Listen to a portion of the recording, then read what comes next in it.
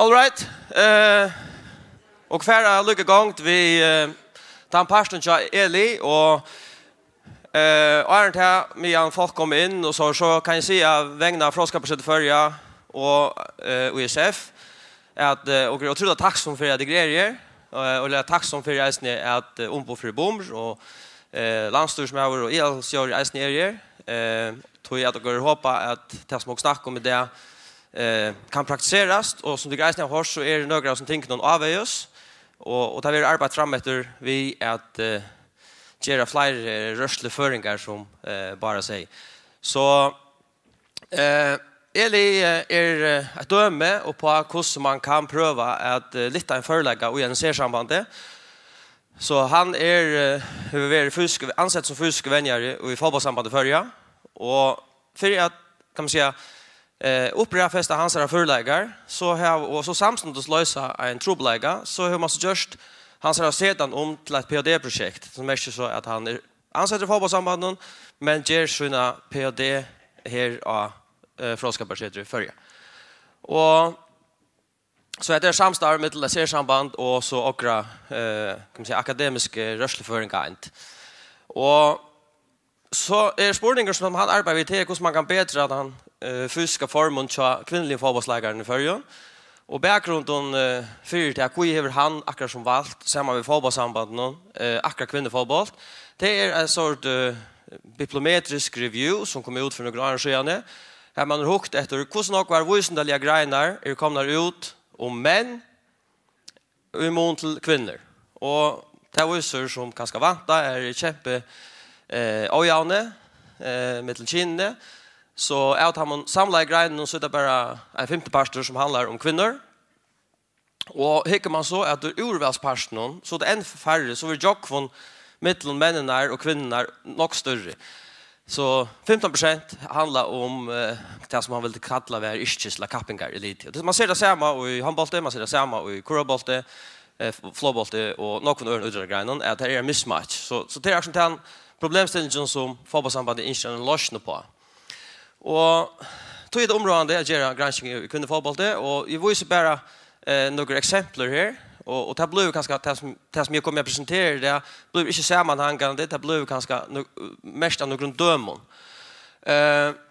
Så det som man runt det är att man tar stöd och vad händer internationellt och här ser man akkurat som i Chamanon och i någon övrigt grejen och i handboll och någon flowboll och så vidare att intensiteten för upp. Det blev mer och mer intenst, krävande att vara en idrotta lottagare. Och till det är så kvinnor och så är så ändamålet kan man så bättre den fysiska formen till kvinnliga fotbollsspelare i förrjun vi är att fyllas inte vi och att geva kan man säga data-driven feedback kan det vara så att man brukar dator till att välja fällen. Det kan man göra och en liten land som det förska här distansen mellan fotbollssamband eller ser-samband och fälle är nog mindre än det större land. Så det som man så gör det är att man monterar i alla vändningar distrikt till öllum för som kvinnliga fotbollsspelare utror jag. Det så allt blev målt. Och det gör man vi att öll fälle finns en GPS-skipan vi är en pulsmåtningen och så har man så en kontaktperson i fällen och så att när kör vändning så synkronisera forskningen som är ansvarig i fällen de data som är insamlade så det är uploadade till en server och så hur Eli kunna teaches data in nyer och så är det kunna föra ut till fällen och vart time on veling och jag kan bara visa så stort konklusion som han är kommit till. Det är imisk sån parameter man för, det är distansa och skulle nog ränna man i kvar vändning. Det är så ett döme bär om en vecka. Här är en dyster, här är en dyster. Det är så ha intensa räddningar och accelerationer och det allt det som är det samlade distansen till släcken ser det till någon tutning för Evrik.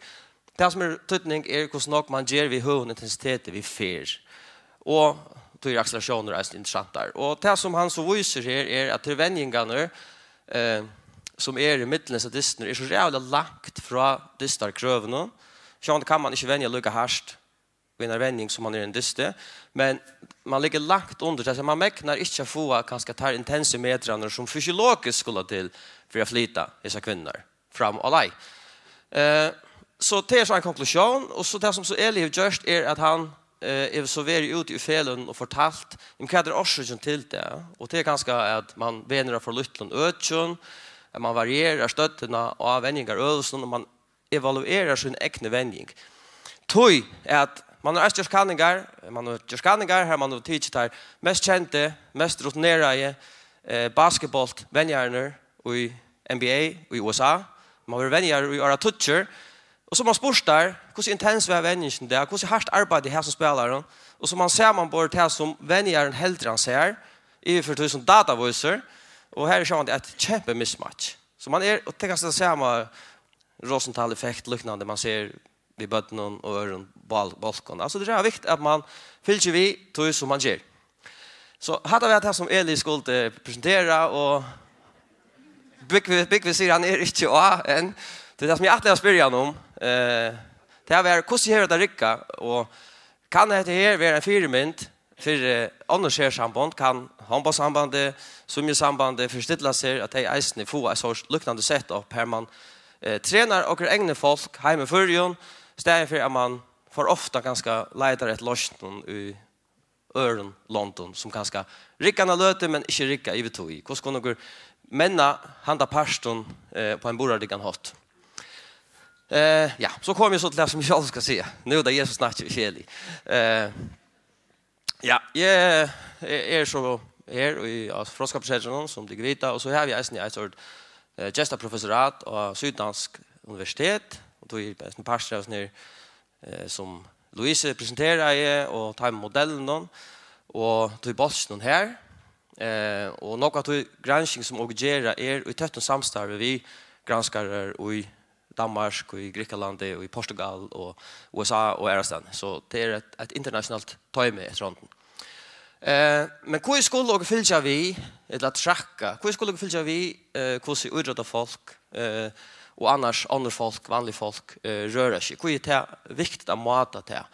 Och det kommer några tabeller nu om skilt i åren att det kommer, men det är också viktigt att grejsen har handa pastorn vid att tog jag dog leva och en tog i det som du vita här folk halta det kunde mata allt och det är gånga vi tycker telefonen och gånga vi har telefonen och så säger telefonen ett land om hur ska det ha det och så ska sova och man kan allt uppenbart vi är snär lite attention i lomman det är ganska som granskning kan vara vid till och något av som jag har arbetat för fel och här och Erastan och landslig och sånt ting det är att fortälja folk vad man inte kan bruka data till.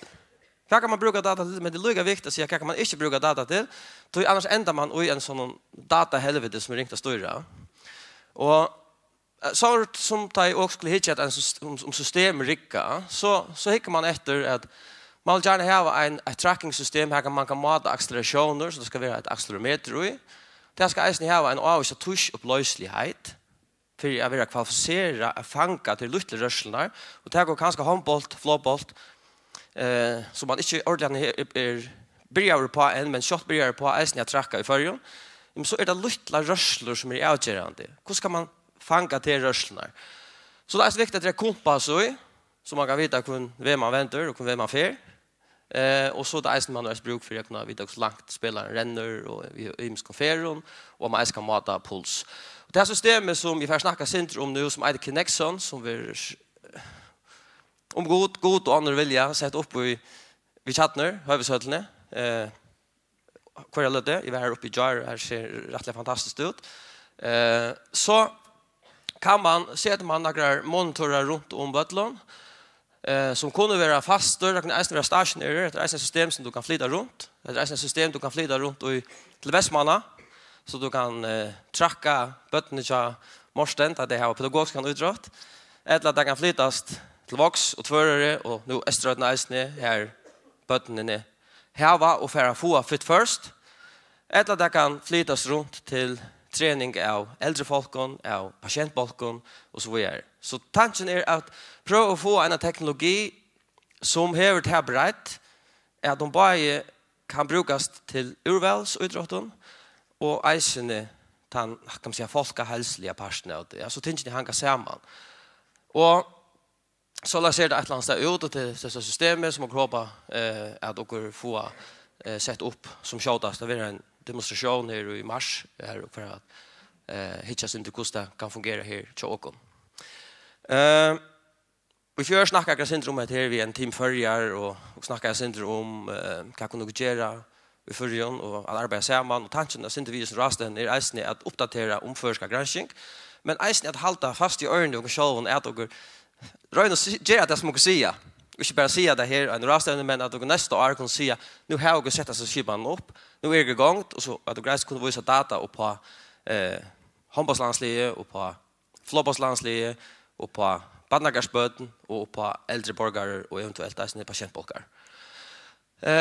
Ja, ta i åker eisne hitcha sån system och kan rickar så bruk också i år som matar man välja det som man ger och något av teknologi som det är nu just smartphone här ja, man får något töl ut som minne om det som man ser i vuxna litteratur men orden har inte kvaliteten till att kunna mata ting rätt. Så det är viktigt att man det är bättre inte data här än att skriva data som man kan se det så är. Så tog han passar viktigt och det är ett system som man kan live tracka till att säga att det är något som man gör fotboll till Arawis att man fyller ju vi kafirgänger med botten aktiv nej med spelaren är aktiv och urvalsstige men det kan lyckas gott vara att man har en undervisningsstöd här man kan evaluera så en uträttelse med 18 det blir resten till. Ja, så är det några mindre av hur det ser ut något gott layout där vi kan visa några video om man har det och Louis så har jag brukt något i handboll utomlands och eisen i ishockey som eisen är en väldigt intressant utgrej. Ja, man matar på hans tingen här och man har en sån sensor som sitter av Richnon. Det är nämnt av ROI och här tar fest och i Ötlundsstötten eisen i Badnastötten. Så heter för ganska helst genera sådana spelare som gör akrobatisk ting i luften att det spela. Man kan så eisen tracka bollen som är viktigt och det är att man kanske fotboll det är eller frustrerar över något var till att bolttempo, hur så bollen flyter inte är en öliga gång markörer för det generella tempo i en boll eller en spelare. Så det är eisen något som den här skipan kan. Och eisen vi öliga hur precision och öliga hur tuschupplöslighet. Det är alltså att man kan få spelare data ut på accelerationer och distanser och hastighet och olika typer av load och rattningsskift och decelerationer. Det är alltså att man kan läsa vara specifika i förhållande till hur man vänner. Det är urvalsforskning, men man kan läsa vara specifika i förhållande till man säger hvis vi köra fit först och vi tittar efter. Ja, men vi såg agenten low locked på accelerationer och decelerationer som är viktigt. Hur ska vi göra det övrigt för att få det här vi eisen här. Och så kan man tracka bollen och här kan man eisen göra taktiska analyser och man kan eisen förena hela data i eventdata vi alltså handbollsspecifik data eller flowbollsspecifik data eller ishockeyspecifik data och så som man gjort ganska i fotbollen och i något långt ut. Vet inte om vi kommer för långt väck här men ja. Ja, så det är ett land som är viktigt att man brukar data det är att man har något som har hur rehabilitet alltså reliability alltså säkerhet navlighten goer men eisen att validiteten är stor att man hickar att några parametrar som har tutning tror jag att det finns en rika skipan som ser sig mata ting och också man tar kanske från en scenario och kopierar och kritiskt ett annat så det är sånt ting som ganska också som arbetar nog vis ni röna att säkra att det som man tar ut från verkligt är valid och att det är verkligt och inte bara fiktivt töl här som man ofta ser något dömer om. Ja, vi får lyckas nu här för oss här så grejs jag tog att diskutera och kursen center men det är bara töl så visar att det är reliable men att han så ser det ut så i praxis att där lägger en flyta i bollen flyta så ser man allt kvar folk är det och där kan man så göra distice och nog bli brukas nu. Jag var en analytiker sidan till 18 som kan ganska fita vänjarna vid informationen till man är just något lunch fotboll när det sitter med upp i en torn och fortäller hur det ser ut så att jag enstaka läkaren klarar man att hålla den intensiteten som är nejor. Här dömer ishockey är en danska landslag igång till en ishockey träning här där vi checkar. Yes. Vad kan det så brukas till och nu kommer vi bara några dömen från urvalet och några dömen från botten och några dömen från kycklingen och några dömen från äldre folk.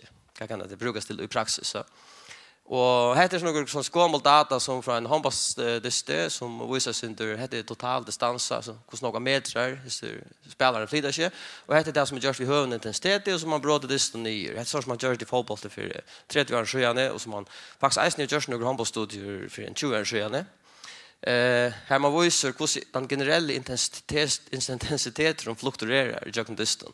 Och till dømes av fotboll där man fick lov att när corona att göra 5 utskiftningar. Så man säger att det är fallet som kommer mot ändan och intensometern. Det är inte existerande. Det är faktiskt en tendens till en stigning tja time och linjen som då har väl skiftat ut.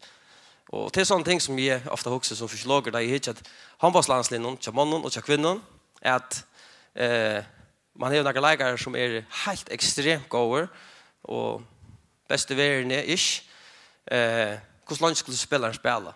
Det är sådana ting man kan ganska komma att göra kvalificera i på. Tror jag att det är väldigt tråkigt att hålla ett högt nivå och utåt grejen som här intensiteten flyger upp på loftet. Det är ett döme från ishockey. Vet inte vad stämmer man ishockey på andra maten först ska? Ser man det? Jag har alltid det faktiskt. Vi har sett någonstans till Helge. Ja, det är rätt. Så kan man hitta efter alltså man kan ha totala accelerationer, imslö och deceleration och acceleration, puls och så har man så något mat för training load, alltså för hur belastar han anstage lägaren är. Och så hickar man efter match day -2, -1 och det är några dist och så är det kamperna. Så kvart heter träning som är att distar det innan. Hur är load det och hur ska man styra loaden? Hvis du inte matar på stingen här, hvis du bara här har det här metoderna så är det väldigt tråkigt att kunna vara kompetitiv mot Leon som har större bastinjer. Så för att sätta modeller upp för förskan och utråd här man till döms ett landslig samla man styr det här som tänker någon här är rättligt avgörande och som är syste. Alltså som möje är väldigt viktigt och nu snackar jag inte om det som händer mot ändan av distan men den är som också kallar för avvägesmöje. Där man är realt intensivt arbete och stort tog som kanske onkur av såna bötten som bara följer att det är en jojo-testerna. Men där ser man är actually blivit det stora möjes i Albjörnsson och i fotboll, i handboll och i ishockey och så är det. Att man hvis man så kan skifta ut och ta andra grejer när man är friare utskifter. Här var en utskiftningsstrategi som faktiskt är fysiologiskt baserad. Så har man möjlighet att loada den enkla spelaren bättre. Och här är några data från Elisa PhD. Här han har hukt efter hur några intensa metrar fotbollslägare gör i 1 minut. Man tar det mest intensa minuten ut som kanske mindre ön och om det som handbollsspelare. Det släger möjligt som handbollsspelare upplever. Och så säger han att recovery eller kvultar tojon från 1 minut av ordentligt intensivt arbete är månande minne, alltså 9 set i de nästa 5 minuterna. Det ser man då man tycker att 2 minuter och 5 minuter vi nog från intensiv träning. Så hur ska man styra av sån ting här? Det kan man hvis man matar på det och agerar på sin data. Och det är en vist sådana sammanhang i mittlen ting som och mata i musklen som och vidare är avgörande för evnen att arbeta vid hög intensitet och hur några räddningar man klarar att göra vid hög för det vill säga att nu heter det också en fysiologisk validering av time and tracking data som gräva så går inte bara säga ja men detta visar att man vid intensiteten och kunna även connecta det till fysiologi som är något som åker ganska eller högt på. Tar man nog data hur kan man så hantera det och det är sån ting som och reisen är kommer rätt långt vi alltså hur kan man få hjälp från machine learning eller från AI och så det är ett land här man är och där kunde det är att hitta ett komplexa sammanhang som hur snabbt betyder kostar rörsla skärmvänner social bakgrund hur snabbt betyder imiska variabler man tar man har nog av data så är man alltså möjligt att hitta någon sammanhang som är det som trubblar att göra att man inte har det. Yes, här är några dömer eisen för att bara visa att det är så några äldre folk, män och kvinnor som har en kroniska sjuka och som gör en liv ut av grejen och som man hukt efter här, ja men vad som män spelar samman mannen, eller som män, hur reagerar män att de spelar samman kvinnor, Hur reagerar kvinnor till att bära spel som kvinnor i mån till att bära spelar vi. Så hur ska det rycka mixed chin i för samma chin. Jag vet inte. Och att det liknande ting som grejer som gör vi button vi fit first vi några och rabattna koncepten. Här så isne så det heter O13 Hombos Lee här kritiskt inte att vattlar stötten. Det kunde betyder stötten av vattlen för kan säga hur stötten reagerar pulsmässigt så man över en liten vattlar man spelar 4 mot 4 eller medelvattl 5 mot 5, 6 mot 6 stora vattl vi goalkeepers vi kunde betyder ta maten man arrangerar sin ting på räkar man öll till sånt som grejer. Så kan man nästan ta och tracka här till några button som är touch gammal fotboll är det så fotbollsspel utan inblandning komponera eller sammanbor vi button som är bin ränna intervaller alltså som button inte håller så öde stort låt tycker vi några kanske men inte öll kanske som man ser det som bara kan det bara ja. Hvis man gjør det på samme at han legger det så positivt opp som du, og vi gjør testene, så blir det ganske bare positivt. Men så er det faktisk her at tager ikke at renne fer, så er det ikke statistiske måneder mellom de som har bare sparska spontant, spalt. Det kan være andre spøl, det kan være en andre livutrettet i mån til de som er blitt bien om å renne ved øyelig hovedere fer, men så ser man at man reker bøttene lykke hardt tjøkken spil. Man får det å gjøre intenst arbeid som til dem som vi først legger opp på, legger opp til vi at skipa tingene rett. Så er noen dømer her om nødkjører gående bøten her man kan hitte at hvordan du skipa tingene, hva slag av vending du gjør, hvordan reker du kinene, og så kan man, tar man ha noe data, så kan man si at favorerer dette bøten, dronjer mer enn jenter. Det är sånt ting som är väldigt intresserade i att utveckla koncept som fit first till demos och andra. Det är att det är några som i lika stora mån favoriserar genterna som dronjner och dronjner som genterna. Så är det några dömer om man ser att till dem så ser intensiva parametrar här, sprint och hur snabbt hastighet det får och så vidare. Det är en data som är korrigerad för potentiella kinsmåner.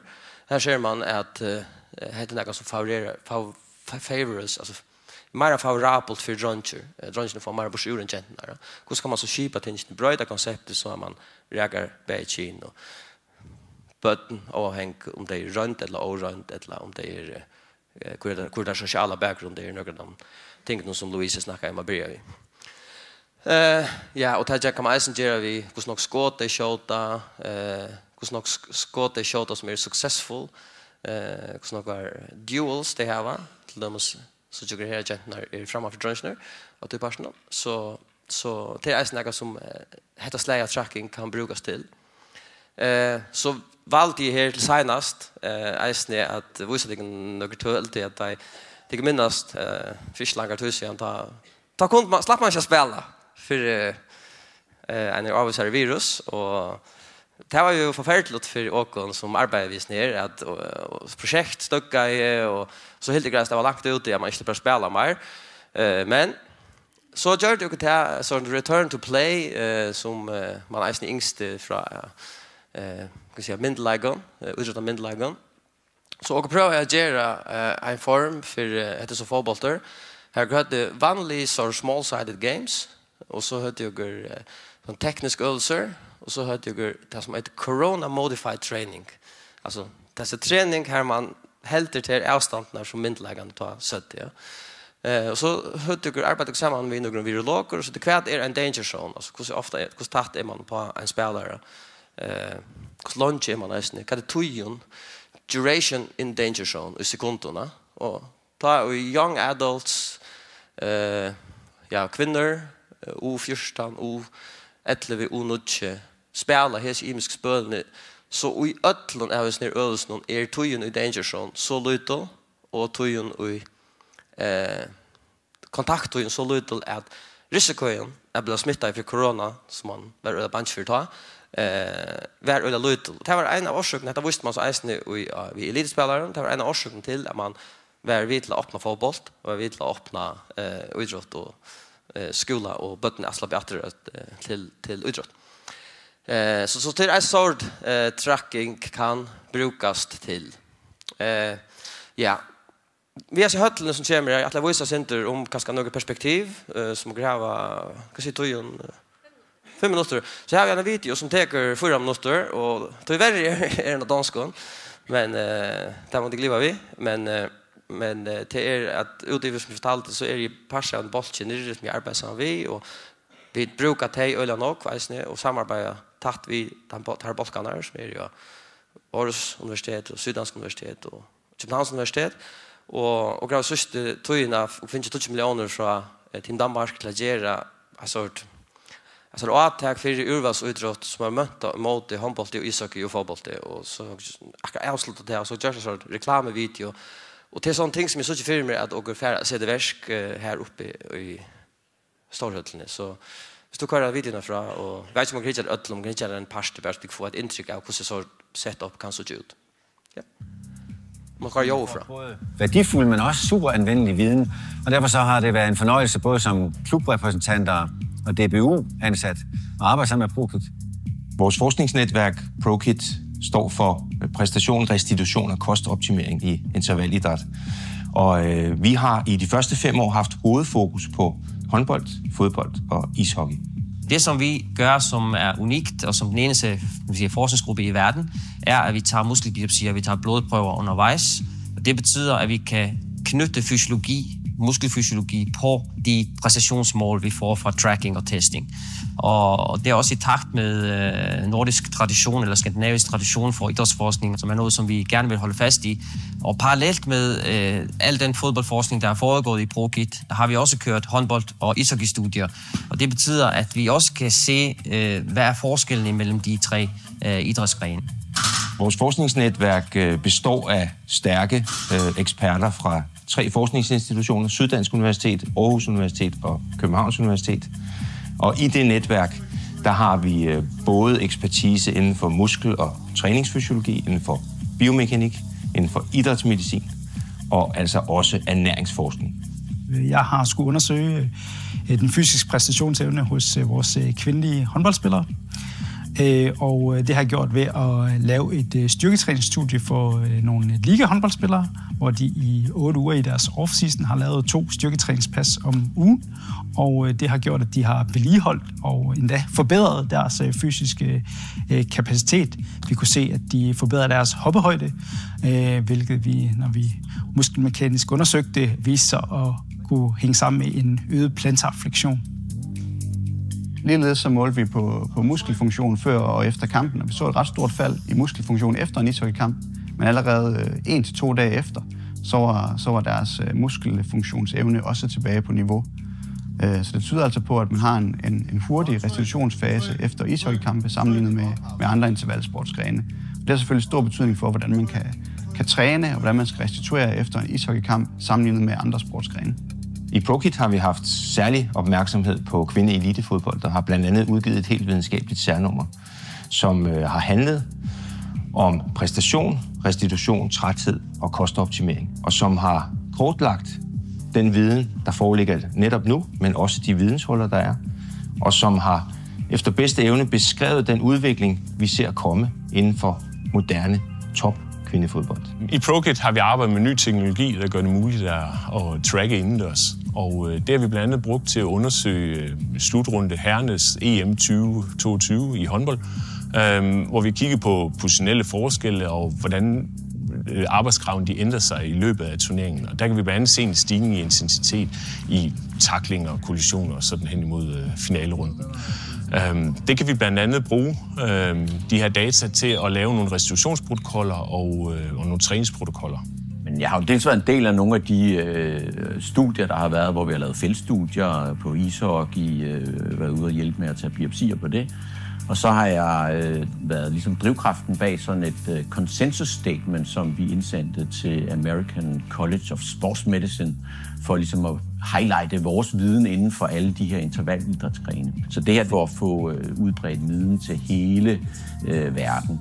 Det danske forskningsmiljø i eliteidræt og fysiologi er i absolut verdensklasse.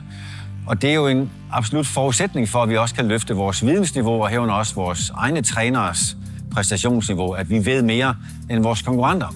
Og de praktikere, der er involveret på forskningsniveau, har vist sig at være i stand til at oversætte det på en måde, så vi får langt mere værdi af den viden, der er tilgængelig i dansk eliteidræt, og i særdeleshed i fodbold, som jeg kender bedst. Hvis vi kan få den viden maksimeret, så har vi også vores trænerstand på højeste niveau, og der har vi en særlig unik mulighed i Danmark, som jeg tror andre lande misunder os. Vi har været grundige med at få et overblik over lighed og forskel. Så åker er et øyelig land i Førjen, men det klarer dere fantastisk, og vil ha noen fronten. Og hvis man skal lave et sånt setup som de kan få et inntrykk av i Førjen, så tror jeg det er viktig at man har fokus på de tingene som er her, bøttene, breddene og det beste som er ur strategien til USF, og som eisen hanger øyelig vel sammen vi til kompetanser og har bygd opp de sørste årene i Førjen, og har granskere øyne til å grave folk som arbeider ved badneøyne, og grave folk som arbeider ved urvalsøyne, ved tracking, ved fysiologiske, ved pasientbolken. Hvordan kunne dere forene de tingene til noe av de matetålene som dere sitter her, det er relevant både til elitene, til bøttene og til breddene. Så hvordan kan man forene de tingene? Og det er kunstner og øvelse til det som er alt. Jeg vet ikke om jeg er enig, men og må samstarve litt av tingene i fela for å komme opp av det støyet som et eller annet sted er nøyt. Det kan parstvis være her, det kan parstvis være ærestendig og byttes ut herfra. Det får ikke så. Takk for meg.